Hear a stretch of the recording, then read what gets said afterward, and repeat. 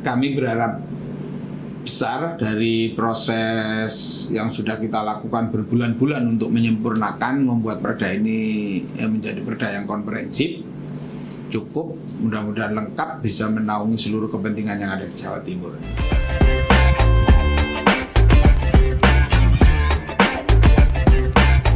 Hai Empower, kembali lagi temenin sama Niko di sini Empower di podcast Suara Rakyat. Kalau di lagu ada yang namanya garam dan madu. Nah, kali ini kita bahas yang namanya garam dan ikan, yang memang pada akhirnya dari Perda Jawa Timur mengesahkan yang namanya pemberdayaan pembudidaya ikan dan petani garam nih Empower, yang pada akhirnya muncul harapan besar untuk sektor kelautan dan juga perikanan daerah.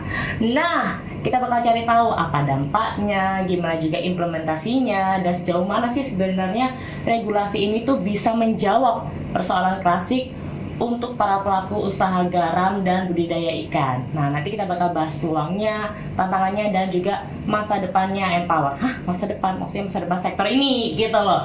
Kebetulan di sini aku sudah ditemani sama Pak Abdul Qodir selaku anggota DPRD Jawa Timur, yang ternyata beliau ini sudah mengawal proses regulasi ini dari awal. Bener ya Pak ya? Insya Allah. Insya Allah. Selamat datang di podcast Suara Rakyat Pak. Terima kasih. Sama-sama Pak, langsung tak cecer pertanyaan boleh ya? Siap. Mohon izin Pak, sebenarnya apa sih latar belakang utama yang muncul perda pembudidaya ikan dan petani garam di Jawa Timur ini ada Pak? Yang pertama kaitan dengan kita segera menyelesaikan perda ini memang dilatar belakangi oleh kapasitas dan potensi yang kita miliki.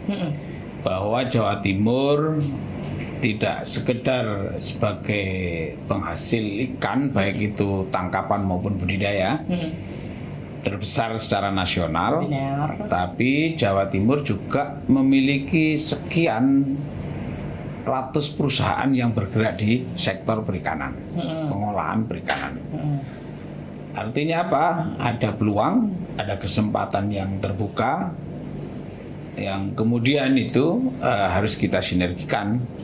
Maka kemudian kita membutuhkan satu regulasi yang bisa memayungi semua kepentingan yang ada, baik itu produsen ikan maupun pembudidaya dan para nelayan yang menjadi tulang punggung dari hasil tangkapan ikan di laut kita. Itu apakah memang perda ini lahir dari aspirasi masyarakatnya langsung Pak, yang dari pesisir dan juga pelaku budidaya Pak?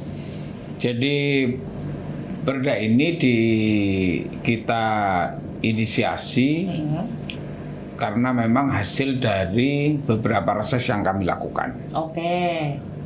Dari beberapa reses yang kami lakukan, kami ada masukan, ada diskusi kecil-kecilan dari para pelaku-pelaku perikanan, baik itu pembudidaya maupun nelayan atau ikan tangkap ya, para nelayan kita. Ada beberapa kendala, ada beberapa potensi yang tetap harus dijaga dan seterusnya. Kemudian akhirnya kita kesimpulkan bahwa langkah awal untuk melakukan perbaikan penataan sektor ini adalah kita harus memiliki satu regulasi yang komprehensif yang bisa menaungi semuanya itu tadi. Maka kemudian kita melakukan inisiasi terhadap peraturan daerah yang dibutuhkan oleh para nelayan, pembudidaya dan petani garam ini. Emang sebenarnya kondisi awalnya seperti apa sih Pak dari pembudidaya ikan dan juga petani garam sebelum adanya perda ya? Ya, selama ini kan konflik-konflik para nelayan kita di laut. Contoh misal yang paling marak terjadi di konflik-konflik antar nelayan kita adalah penggunaan alat tangkap yang tidak ramah lingkungan. Apa itu namanya, pukat harimau atau cangkrang istilahnya oleh teman-teman nelayan. Kemudian rusaknya terumbu karang, rusaknya ekosistem laut, pantai, yang kemudian itu menyebabkan turunnya pendapatan dan hasil tangkapan yang dilakukan yang oleh para nelayan kita. Maka kita perlu ada regulasi yang mengaturnya, apa yang boleh dimanfaatkan, apa yang boleh dipakai, apa yang tidak boleh. Kemudian bagaimana, kemudian siapa dan yang harus melakukan penjagaan terhadap ekosistem laut kita itu agar supaya ikan itu terus tumbuh. Para nelayan-nelayan kita ini tidak perlu ke tengah banget untuk mencari ikan, tapi di pinggiran kayak dulu-dulu yang sebelum alam atau lingkungan kita di bantaran pantai itu rusak, itu bisa terjadi, bisa kita pulihkan kembali meskipun dalam waktu yang tidak sebentar ya, karena memang industrialisasi juga masif banget di bantaran. Bener. Nggak yang instan ya. Nggak bisa instan. Nah itu berarti dari petaninya juga ikut terlibat ya Pak ya untuk memelihara. Betul. Keindahan kembali Iya, ya. Betul. Jadi ekosistem lautnya harus dijaga. Kalau tidak bisa kembali 100%, minimal tidak yang hari ini belum rusak itu dijaga. Ada mangrove, hutan mangrove yang harus tetap lestari, ada terumbu karang yang tetap harus dijaga sebagai rumah-rumah ikan dan lain sebagainya, rumah ikan bertelur dan lain sebagainya kan itu. Kemudian penggunaan alat tangkap yang ramah lingkungan, tidak sampai mengambil seluruh yang ada di laut, tapi hanya mengambil sebagian yang memang sudah waktunya dipanen dan lain sebagainya. Kan ikan di laut ini kan ibarat orang tanam padi juga. Benar. Kalau belum tua ya jangan dipanen. Kalau penggunaan alatnya tidak ramah lingkungan, maka yang terjadi seluruh yang ada di dalamnya akan keangkut. Kecil-kecil yang belum waktunya kita panen, ikan-ikan yang belum waktunya diambil akan diangkut, dan itu akan menyebabkan hilangnya proses anak peranakan dari ikan-ikan itu. Itu selama Bapak resis ya Pak ya? Selama Bapak turun ke lapangan, ada tantangan nggak? Atau mungkin dari masyarakatnya nggak setuju nih kenapa perdanya seperti ini, begini? Ada nggak Pak yang seperti itu? Ya pasti dinamika, itu bagian dari dinamika yang terjadi. Jadi ada ya pro, ada kontra, pastilah ada yang akan sedikit terganggu dalam tanda kutip ya usahanya, ada yang sedikit ada juga yang Pak, ini bagus Pak untuk menyelamatkan ekosistem laut kita, untuk menjaga agar nelayan ini tetap memperoleh tangkapan yang cukup dan tidak memerlukan lokasi yang terlalu ke tengah laut yang risikonya akan semakin tinggi dan lain sebagainya bagi nelayan-nelayan tradisional kita. Itu pasti ada, tapi semuanya akan kita coba urai di forum-forum uji publik atas peran perda itu yang kita lakukan. Itu udah berapa tahun Bapak melakukan pendekatan sama masyarakat sekitar situ Pak? Sebenarnya prosesnya lama, karena sejak reses pertama kita sudah, kebetulan kan saya ini di Komisi B, yang salah satu mitra kami adalah Dinas Kelautan dan Perikanan, sehingga di reses beberapa kali kami reses itu ya materinya yang berkenaan dengan kelautan, perikanan. Jadi proses itu yang kemudian kulaan masalah istilahnya ya. Mengumpulkan masalah, jadi ada beberapa problem yang harus kita urai dan lain sebagainya. Akhirnya ya sudah, titik tengahnya, titik kesimpulan ketika kita melakukan rapat di komisi, ya kita harus menginisiasi terbitnya atau wujudnya satu perda yang itu bisa melindungi semuanya. Nah, sejauh ini gimana Pak responnya? Apakah sudah ada dampak dari masyarakat sekitar?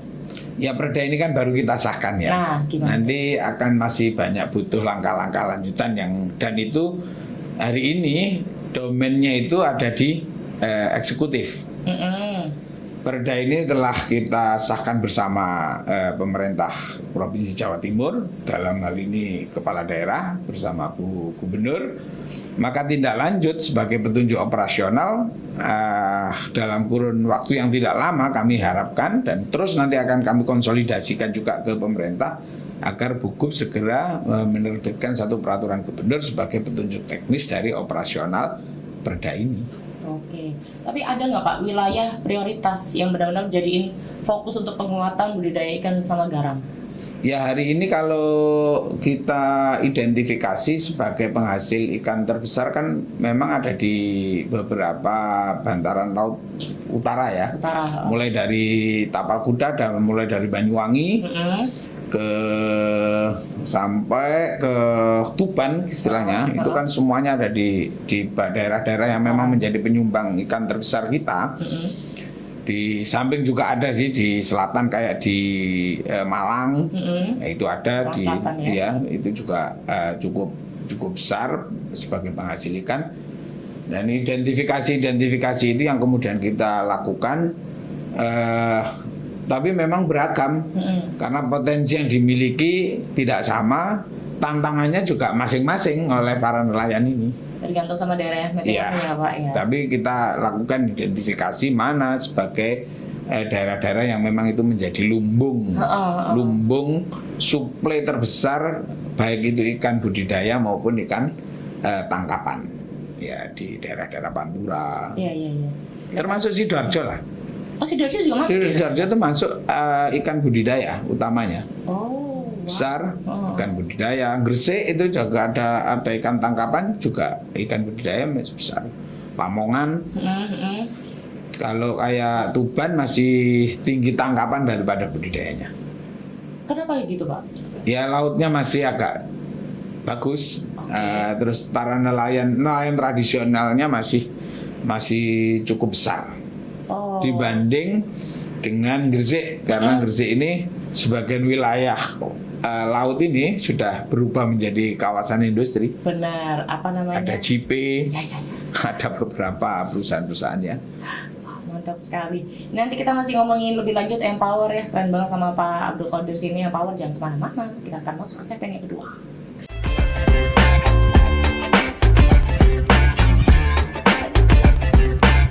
Balik lagi di podcast Suara Rakyat nih Empower, masih ditemenin sama Pak Abdul Qadir sini Empower.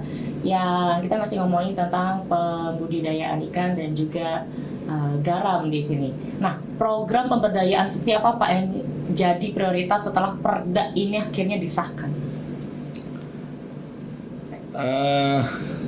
Seperti yang saya sampaikan di awal ya, di Jawa Timur ini ada ratusan perusahaan ikan, baik kecil, menengah, besar.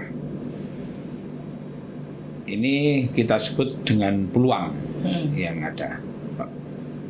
Untuk bisa mencapai kualifikasi ikan, produksi ikan budidaya ini bisa masuk ke spek atau kualifikasinya perusahaan, maka masyarakat kita ini butuh diedukasi, dilakukan pembinaan, dilakukan pelatihan-pelatihan agar supaya produksi yang dihasilkan, ikan yang diproduksi di tambak, di budidaya yang lain, sektor pembudidaya ikan ini bisa memenuhi spek dan kualifikasi atau standar yang dibutuhkan oleh perusahaan-perusahaan yang ada di Jawa Timur. Itu yang kemudian kita sebut, oh kalau begitu di Perda kita harus bicara juga kaitannya dengan edukasi, pelatihan, SDM-nya ya, peningkatan SDM para pembudidaya dan seterusnya. Pemerintah hadir juga di dalam Perda ini juga mengatakan kalau memang perlu adanya fasilitasi baik itu modal dan lain sebagainya, maka pemerintah daerah apa yang bisa dilakukan? Oh, menyediakan pinjaman dengan sistem yang lebih lunak, lebih ramah, dengan suku bunga yang rendah dan lain sebagainya agar pembudidaya ini tetap tumbuh. Itu yang kemudian di dalam Perda kita ini kita tuangkan di dalam pasal-pasal yang ada di peraturan daerah ini.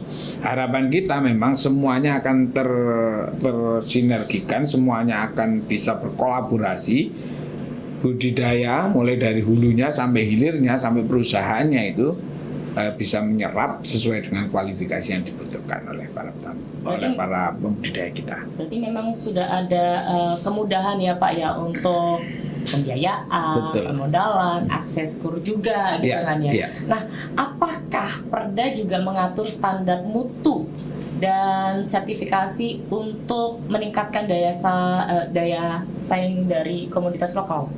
Ini bicaranya kan ikan dengan garam Perda ini. Artinya satu Perda ini bicara kaitannya dengan pembudidaya ikan dan petambak garam. kita tahu juga di Gresik ini ada satu BUMN yang besar banget yang namanya PT Garam. Ya. Kebetulan memang domisili perusahaan ini atau keberadaan perusahaan ini ada di Gresik. Di Gresik itu PT Garam, akan tetapi setelah kita lakukan coba melakukan turun ke bawah, komunikasi dengan para pelaku petani garam ini, bahkan sampai kita ketemu dengan komunitas kelompok paguyuban atau kelompok paguyuban petani garam itu. Ternyata garam petani kita ini, baik yang ada di Madura, yang ada di Tuban, yang ada di Gresik, ada di Benowo, itu tidak bisa masuk, tidak bisa sepenuhnya terserap di kebutuhan industri kita. Karena adanya spek atau adanya kualitas garam yang apa istilahnya kalau dalam perda kita kandungan CB-nya apa itu? Standarnya. Iya, tidak memenuhi standar yang dibutuhkan oleh industri. Artinya kalau begitu kita butuh memberikan perlindungan ini. Ayo kita temukan coba industrinya kayak apa yang dibutuhkan, petaninya kayak apa, kita temukan ini. Biar nanti CSR dari PT Garam, CSR dari perusahaan-perusahaan yang memang memproduksi dan menggunakan garam, bagian dari penunjang produksinya, itu bisa memberikan pelatihan, bisa memberikan pembinaan, bahkan bersinergi dengan kebutuhan modal dan lain sebagainya agar kualitas garamnya ini naik dan itu bisa diterima oleh pelaku-pelaku industri yang ada di Jawa Timur. Jangan lupa garam itu di samping diolah menjadi garam konsumsi, tapi juga dibutuhkan di industri tekstil. Iya, benar. Nah, itu kan cukup tinggi. Nah, kalau nanti industri kecil besar di industri tekstil kita ini bisa menyerap garam yang dihasilkan oleh para petani garam kita, kan otomatis kesejahteraan akan ikut naik di para pelaku petani garam itu. Berarti memang ini juga ya, biar biar tahu untuk standar garam itu seperti ini. Jadi dari SDM-nya juga harus seperti ini. Mungkin ini bisa nyangkut ke cuaca, Pak.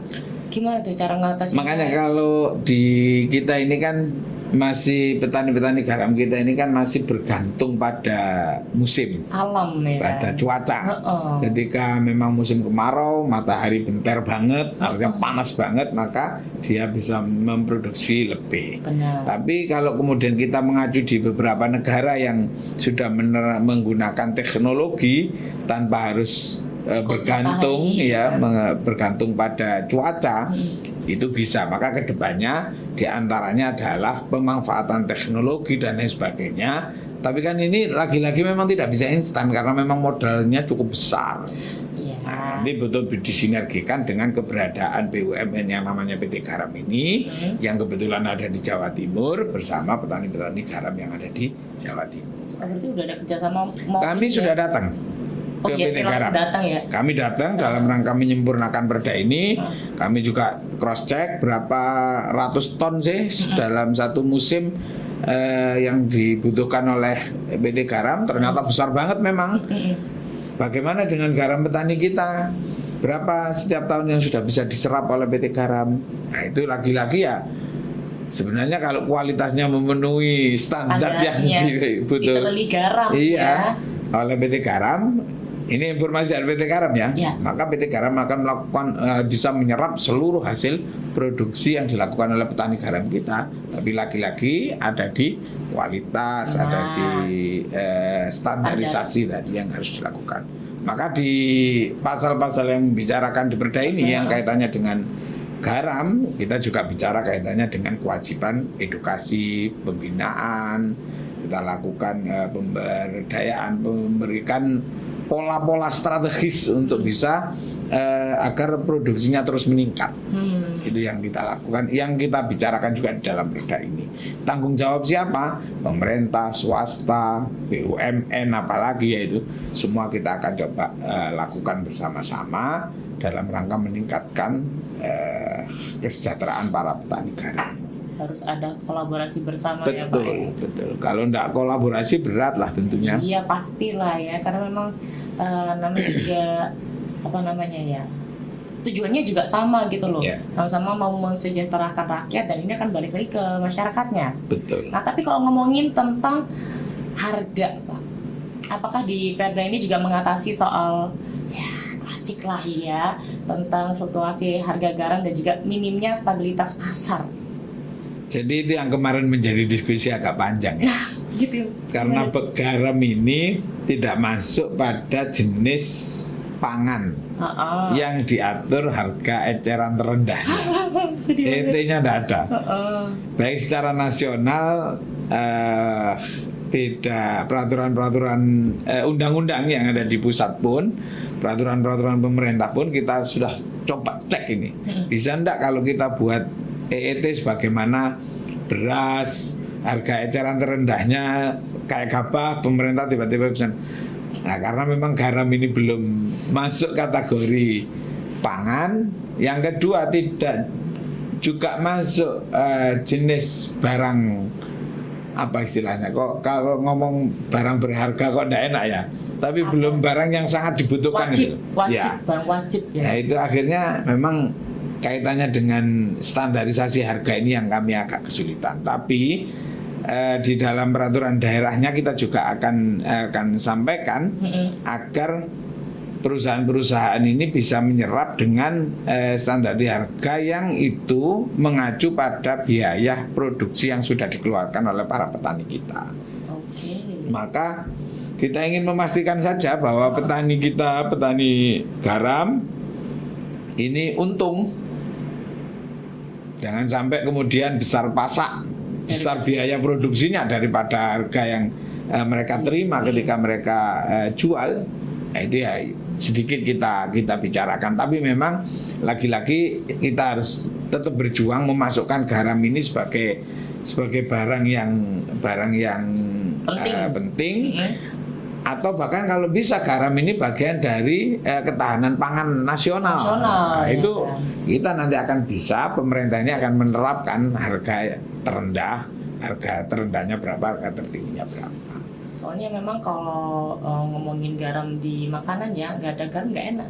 Iya, pelengkap tapi mudah dilupakan kan. Iya bener. Kayak kurang apa ya, kurang garam. Oke garam. Itu yang paling penting. Nah masih ngomongin di petani garam nih Pak, ada nggak sih kebijakan yang melindungi yang namanya petani garam dari garam impor? Makanya kan seiring dengan perda ini kita pengen produksi kita terus meningkat.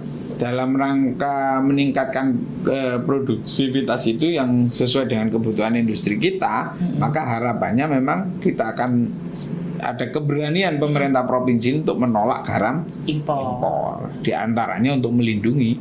Makanya nanti kita akan hitung-hitungan juga setelah perda ini bisa diimplementasikan, setelah pergubnya disusun, peraturan gubernurnya disusun dan lain sebagainya. Kita juga akan coba mengharmonisasi untuk pelaksanaan perda ini, diantaranya itu tadi yang harus kita lakukan. Bagaimana total kebutuhan kita berapa, produksi yang sudah dilakukan oleh para petani kita itu berapa. Jangan nanti garamnya petani kita tidak terserap, impornya masuk terus. Banyak, kan ya, itu. Jadinya, maka lagi-lagi memang ada di kualitas. Nah itu yang menjadi apa ya? PR Pak. Saya sih sebutnya masih akhirnya alibi lah. Masih menjadi dasar mereka para importer garam ini untuk bisa memasok kebutuhan industri kita.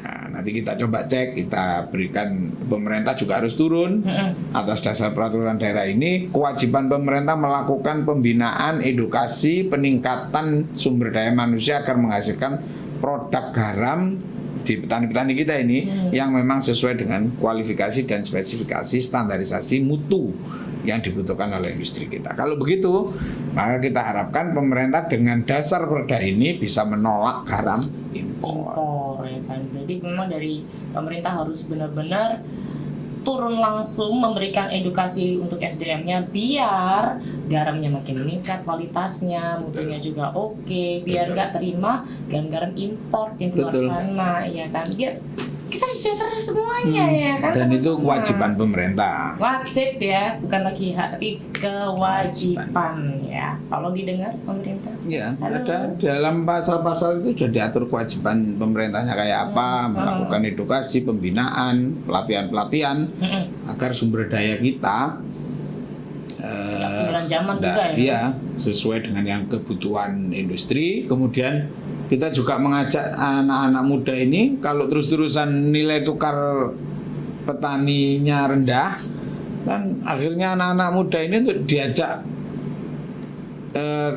untuk menjadi pelaku-pelaku usaha di penggaraman ini juga susah. Nah, itu yang harus terus kita lakukan juga. Yang memang sebenarnya anak muda ini bisa ya ikut terjun langsung ya untuk memberdayakan. Betul. Dan ada tahapan kaitannya dengan pemanfaatan teknologi di dalam perda ini juga kita atur. Oh, berarti teknologi untuk pemberdayaan. Iya, jadi bagaimana produktivitas yang kita lakukan ini didampingi oleh para ahli, kemudian bisa menerapkan teknologi yang itu bisa membantu meningkatkan produktivitas para petani garam kita. Berarti memang anak muda juga ikut terlibat ya? Boleh, sangat kita harapkan itu. Diharapkan. Halo anak muda empower yang masih muda, enggak sih empower semuanya muda semuanya ya kan. Ayo bareng-bareng kita sama-sama ikut ya berpartisipasi untuk mesejahterakan para petani garam kita nih empower dan juga budidaya ikan juga jangan lupa. Betul. Ya, kita akan balik lagi ke segmen yang ketiga empower, jangan kemana-mana.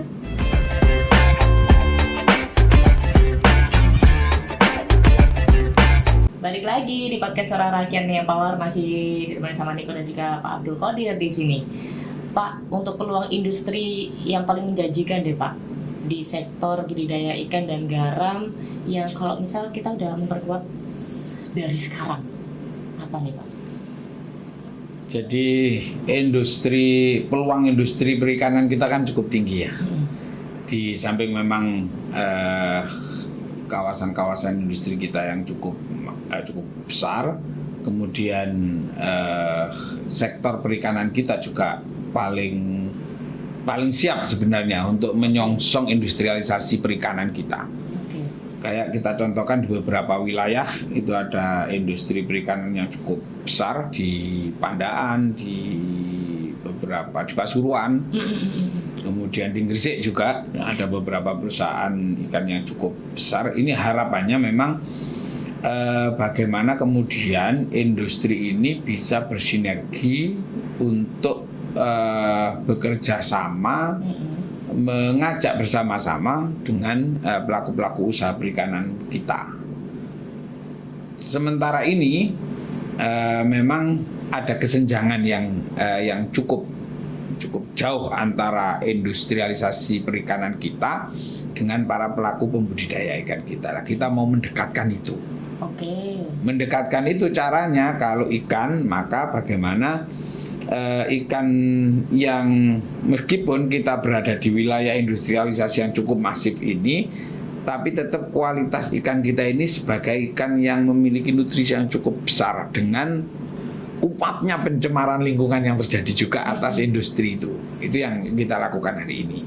Di garam, bagaimana NACI-nya garam itu hari ini masih di bawah standar itu, bisa kita naikkan NACI-nya itu sehingga bisa mencapai 92, bahkan kalau bisa 99% NACI-nya, maka seluruh industri yang membutuhkan itu akan bisa kita sinergikan di sini. Artinya antara peluang dengan potensi yang kita miliki ini bisa kita sinergikan. Di tengah-tengahnya ini ada pemerintah sebagai regulator. Itu aja. Pemerintah bisa menjadi regulator, menjadi fasilitator atas keberadaan dua kutub antara industri ini dengan pembudidaya ikan. Ditemukanlah di sini, maka sektor tidak lagi kemudian ikan-ikan yang dilakukan, tangkapan-tangkapan yang dilakukan oleh para nelayan kita itu hanya sebagai kebutuhan konsumsi untuk memenuhi pasar tradisional kita. Industri kita disuplai dari luar Jawa Timur, Nah, itu kan kita sama saja kita melepaskan peluang yang ada, padahal potensinya kita miliki. Nah, itu yang harus kita lakukan hari ini, dan di dalam peraturan daerah ini juga itu yang menjadi konsentrasi kita. Bagaimana kita bisa menemukan antara nelayan, pembudidaya ikan, antara petani garam dengan pelaku-pelaku industri yang ada. Wow. Jadi apakah juga ada skema kemitraan Pak dengan BUMD atau koperasi itu jadi jalan memperkuat posisi budidaya pembudidayaan ikan ya dan juga petani garam. Jadi di salah satu bab yang ada di Perda ini juga mengatur kaitannya dengan kemitraan antara petani, antara pelaku-pelaku pembudidaya dengan pelaku industri. Pola kemitraannya kayak apa? Banyak variabel yang bisa dianut, bisa diikuti.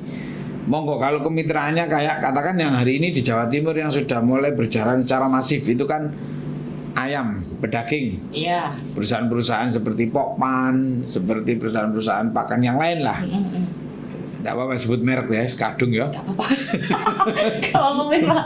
Nah kayak begitu, itu juga melakukan pola kemitraan dengan masyarakat kita. Oke. Mulai dari bibit, pakan, sampai pada hasil panennya semuanya terserap bermitra dengan industri-industri besar ini. Kalau kemudian ikan dan garam bisa kita lakukan sama seperti itu, insya Allah NTP para petani garam, NTP para nelayan, nilai tukar petani nelayan kita, nilai tukar pembudidaya ikan kita juga akan naik. Seiring dengan naiknya itu, harapannya targetnya itu pasti kesejahteraan masyarakat. Jadi memang sudah ada kerjasama ya Pak? Iya, di pasal-pasal kita di Perda ini kita coba tuangkan. Di beberapa ayatnya, di beberapa pasalnya kaitannya dengan pola kemitraan yang harus dibangun antara industri dengan pelaku, antara industri dengan petani. Oh, hukumnya juga udah ada ya? Sudah. Pola kemitraannya kayak apa? Nanti silakan dianut. Oh, yang kami ngambil kemitraan yang seperti ini aja. Monggo itu nanti itu pemerintah ada di tengah menjadi mediator, fasilitator atas keberadaan industri dengan keberadaan para pembudidaya dan pelaku petani garam. Keren ya ternyata Perda ini ya. Ya, mudah-mudahan bisa diimplementasikan dengan baik. Amin. Harus dong Pak. Dan PR besarnya saya perlu sampaikan juga melalui podcastnya Suara Rakyat M Radio. Suara Rakyat M Radio ini, bahwa tugas berat setelah Perda ini disahkan itu tugas berat bagi pemerintah daerah untuk bisa memastikan bahwa Perda ini bisa operasional dengan baik. Itu dia mau aku tanyakan. Sebuah tantangan berarti. Iya. Ya. Gimana Pak berarti Pak? Ya, nanti akan muncul dari Perda ini akan muncul beberapa peraturan gubernur. Juga akan muncul harus diinisiasi juga oleh para dinas yang mengampu, baik itu dinas kelautan perikanan dan dinas-dinas yang lain, perdagangan utamanya juga terlibat aktif di dalamnya untuk terus membuat peraturan-peraturan yang lebih operasional lagi, baik itu disebut dengan peraturan gubernur, peraturan dinas dan seterusnya. Pokoknya kami ingin memastikan bahwa Perda yang kita sahkan ini produk hukum, produk regulasi yang dibutuhkan ini bisa beroperasional dengan baik. Tentu nanti di dalam perjalanannya banyak hal yang harus kita evaluasi, banyak hal yang harus kita sempurnakan. Oke, kita akan lakukan rapat-rapat koordinasi lagi dengan mitra kami di Komisi B. Yang penting endingnya bagaimana Perda ini bisa beroperasional dengan baik. Ujungnya adalah kita ingin memastikan bahwa kesejahteraan para nelayan, kesejahteraan para pembudidaya ikan, kesejahteraan para petani garam ini terus meningkat. Kalau enggak, parah kita. Ya. Luasan hari ini mungkin kita masih punya ribuan hektar garam. Lahan untuk petani garam. Ratusan ribu hektar juga lokasi pembudidaya ikan. Tapi kalau kemudian tidak ada regulasi yang komprehensif yang bisa menaungi dan melindungi atas usaha mereka, maka lambat laun akan terkikis. Lambat laun akan semakin terkikis. Ya, utamanya industri akan terus merambah kemana-mana kebutuhan itu, dan alih fungsi lahan ini akan terjadi besar-besaran. Tapi kalau pembudidaya garamnya untung, sejahtera dari proses itu, maka mereka tidak berpikir lagi untuk menjual lahannya.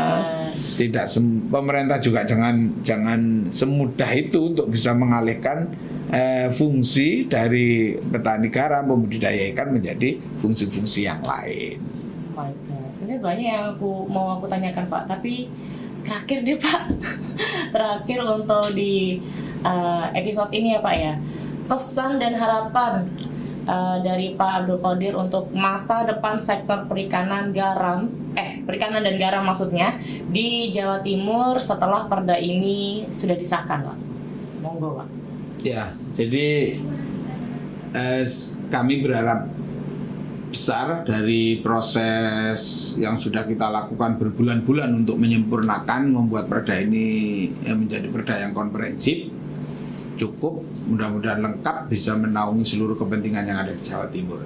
Maka bodoh banget kita ini kalau kemudian ada peluang, ada potensi yang di depan mata kita dan kita miliki, itu tidak kita manfaatkan dengan sebaik-baiknya.